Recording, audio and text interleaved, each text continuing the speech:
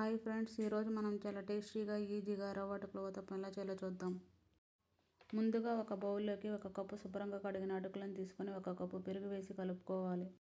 వేరొక బౌల్లోకి 1 కప్పు రవ్వ వాటర్ని వేసి 5 నిమిషాల నాననివ్వాలి. ఇలా అటుకుల మిశ్రమాన్ని మిక్సీ జార్లో వేసి మెత్తని పేస్ట్ లాగా గ్రైండ్ చేసుకోవాలి.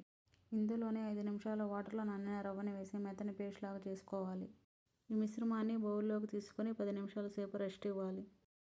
ఇప్పుడు టేస్ట్కి సరిపడినంత సాల్ట్, తరిగిన 2 ఉల్లిపాయ, క్యారెట్ తరుగు, 3 పచ్చిమిర్చి, కొత్తిమీర, కొంచెం వంట సోడా వేసి మరొకసారి బాగా మిక్స్ చేయాలి.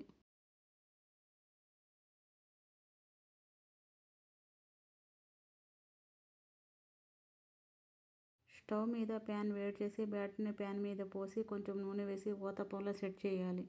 మీడియం ఫ్లేమ్లో 2 వైపులా కాల్చుకుంటే క్రిస్పీ రవ్వ అటుకుల ఊతప్పం రెడీ. ఇది కొబ్బరి చట్నీ లేదా టమాటా చట్నీతో సూపర్ టేస్టీగా ఉంటుంది. ఇంకా సింపుల్ రెసిపీల కోసం ఛానల్ని లైక్ చేయండి, సబ్స్క్రైబ్ చేయండి ఫ్రెండ్స్.